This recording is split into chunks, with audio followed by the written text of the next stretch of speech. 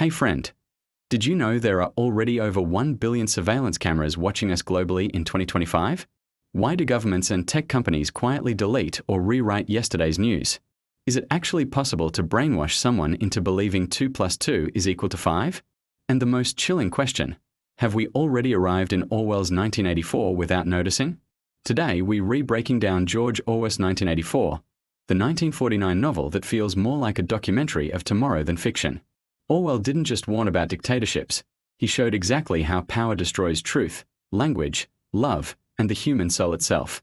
In this audio you'll discover the terrifying mechanics of total control explained in plain English, Big Brother, doublethink, Newspeak, and their real-world twins today, Winston Smith's heartbreaking journey from rebellion to surrender, direct parallels with 2025 surveillance, cancel culture, and memory holing, and Orwell's final urgent warning that could still save freedom.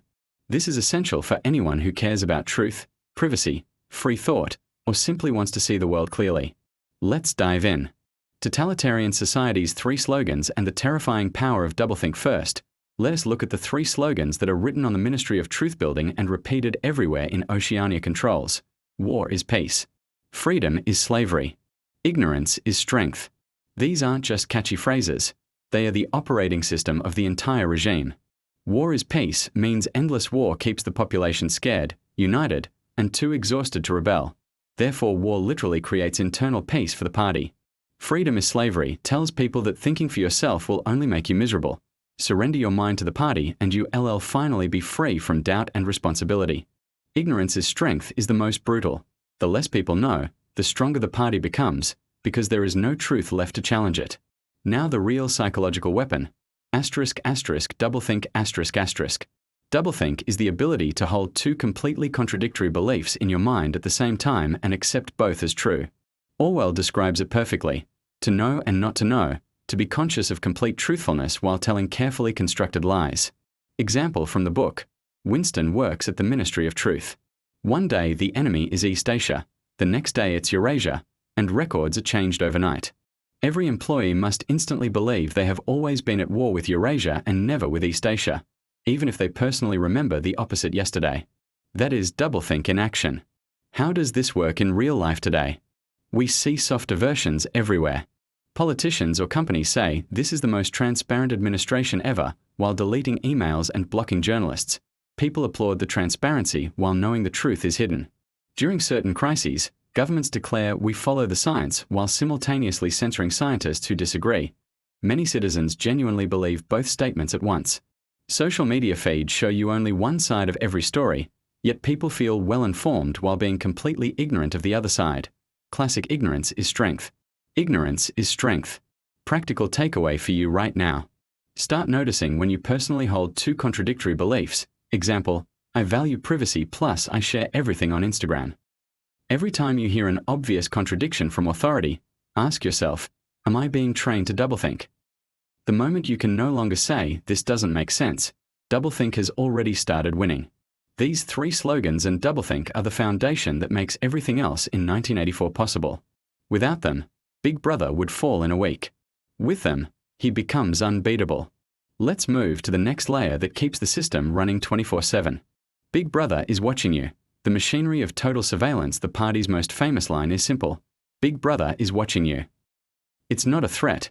It's a fact of life in Oceania. There is literally nowhere you can go without being observed, heard, and judged. How does the party achieve perfect control?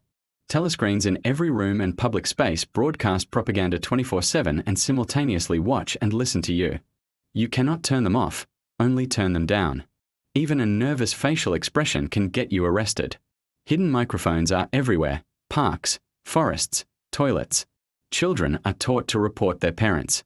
Parsons proudly tells Winston his daughter turned in a stranger because she heard him mutter something suspicious in his sleep. The thought police don't wait for actual crimes. They arrest you for thought crime, face crime, own life, even dangerous dreams.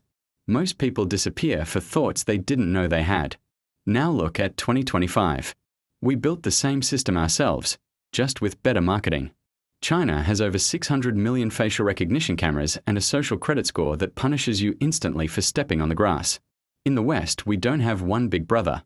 We have millions of little brothers. Every app tracks your location, heartbeat, sleep, searches, likes, and mood. Smart speakers in our homes are always listening for the wake word, and sometimes record without it. Social media knows your political beliefs better than you do and feeds you exactly what keeps you predictable and angry. The difference? In 1984, you knew you were watched and you were terrified. Today we know we are watched and we post selfies with #blessed. Practical steps you can take today. Cover your laptop and phone cameras when not in use. Winston couldn't, you can. Switch to privacy-first tools like Signal, DuckDuckGo, and a good VPN, even if it's less convenient. Do a monthly data detox. Delete old accounts, clear cookies. Ask yourself who really owns your digital life right now. Teach your kids that nothing online is ever truly free. You are the product. Orwell's warning is crystal clear. The most dangerous surveillance is the one you accept because it is convenient or entertaining. Next we'll see how the party doesn't just control the present, it completely erases the past. Stay with me.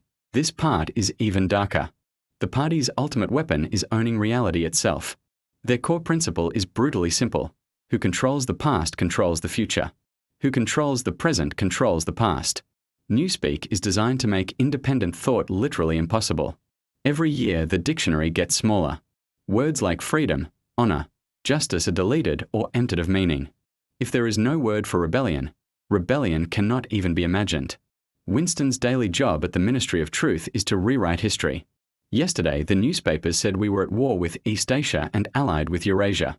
Today, it is the opposite. He cuts out articles, changes names, burns originals, inserts new versions. Within days, no evidence remains that reality was ever different. Inconvenient people become unpersons. They never existed. Photos disappear, names vanish from records. Even close friends start doubting their own memories. In 2025, we watch the soft version happen in real time. Headlines change after publication, posts disappear overnight, accounts are erased, official statistics get quietly adjusted years later, deepfakes make us question what we saw with our own eyes. The scariest line in the book: the past was erased, the erasure was forgotten, the lie became truth. What you can do right now: keep offline backups, write journals on paper, save screenshots of anything important, teach children to trust their memory before they trust the screen, and never accept that never happened when you know it did. When the past can be changed at will, rebellion becomes impossible because there is nothing left to fight for. If this is already making you think twice about the world around us, please hit like, subscribe and turn on notifications, and drop a quick comment with the word watching so I know you're here with me. Let's keep going. The next part is the most human and heartbreaking of all. Love, sex, and the destruction of human connection. The party understands one terrifying truth: as long as people can love each other, they will always have something more important than the party. So love must be killed. Sex is allowed only for reproduction and only within marriage. Pleasure is forbidden. The party is creating artificial insemination, so that even the act of making children will be cold and mechanical. Women in the Junior Anti-Sex League wear red sashes to show they hate sex. Children are taught that sex is disgusting. The ideal citizen feels nothing except loyalty to Big Brother. Then come Winston and Julia. They meet secretly, rent a room above Mr. Charrington's shop, and do the most rebellious thing possible. They fall in love and enjoy each other's bodies. For them, sex is not duty. It is joy, it is life, it is a political act. When they are together, they feel human again. Julia says they can make you say anything, but they can't make you believe it. They can't get inside you. Winston believes that if enough people feel real love, the party will fall. They are wrong. They get caught. Both are taken to the Ministry of Love and finally to Room 101, the worst place on earth. Room 101 does not contain universal torture. It contains your own personal worst nightmare. For Winston, it is rats.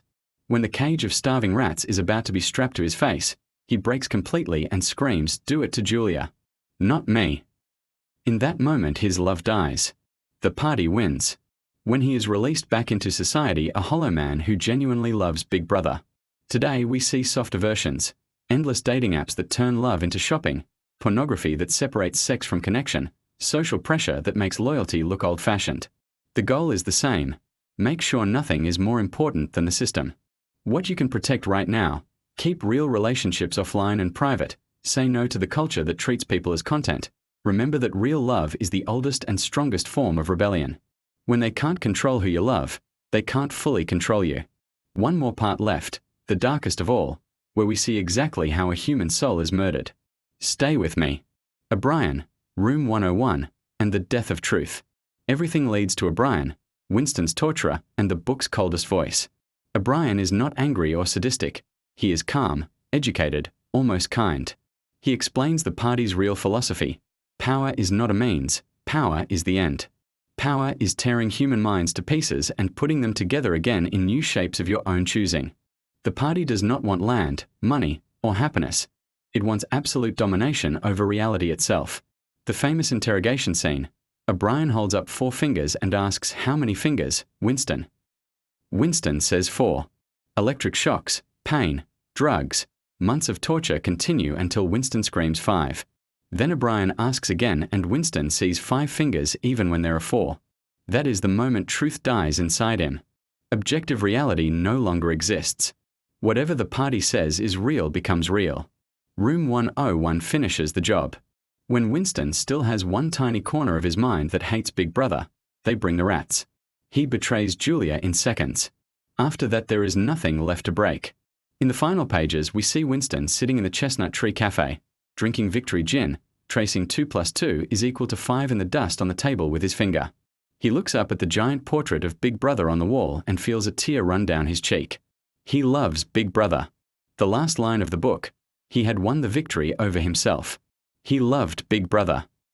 Orwell's final warning is not about Stalin or Hitler. It is about us. If we let power become an end in itself, if we accept that truth is whatever the powerful say it is, then humanity is finished. The book does not end with hope.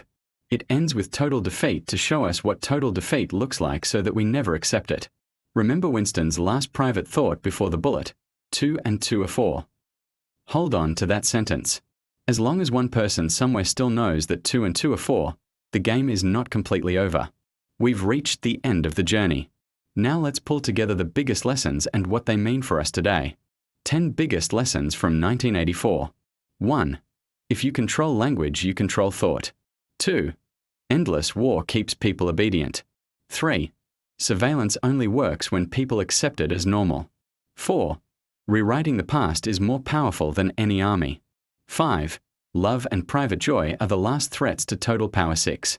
Truth dies the moment 2 + 2 is equal to 5 becomes acceptable. 7. Power for its own sake is the purest evil. 8. The scariest prison is the one you help build yourself. 9. Once you betray what you love, you are finished. 10. As long as one person still knows 2 + 2 = 4, hope is not dead. Which parts of 1984 are already real in 2025? Mass surveillance is voluntary. History is edited in real time on the internet. Newspeak lives in corporate and political euphemisms. Doublethink is everyday life on social media. Social credit systems exist in China and soft versions in the West. Children report parents online for wrong opinions. Love and sex are increasingly separated from human connection, and many people genuinely love their telescreen. 6 practical warnings you can act on today. 1. Never accept this is the new normal without asking who benefits. 2. Keep paper records and offline backups of anything important. 3. Protect your private life like it's the last rebellion. 4. Teach children to question authority and trust their own eyes. 5. Use cash, walk instead of drive, speak face-to-face whenever possible. 6. Remember, convenience that costs privacy is never free. 6 books to read next if 1984 shocked you. Animal Farm, George Orwell. Brave New World, Aldous Huxley. Fahrenheit 451, Ray Bradbury. We, Yevgeny Zamyatin. The Handmaid's Tale, Margaret Atwood. Amusing Ourselves to Death, Neil Postman. Final thought. Orwell didn't write 1984 to predict the future. He wrote it to prevent it. The book ends in total defeat so that we never accept total defeat. 2 + 2 is still 4. Say it out loud sometimes. It matters more than you think. If this video made you see the world differently, please hit like, subscribe and turn on the bell so these warnings reach more people. Next week we are doing Brave New World. You don't want to miss it. In the comments tell me, 1. Which 1984 element scares you most in 2025? 2. Are we already living under soft totalitarianism? 3. 2 + 2 equals. Thank you for watching till the end. Stay awake, stay human. See you in the next one.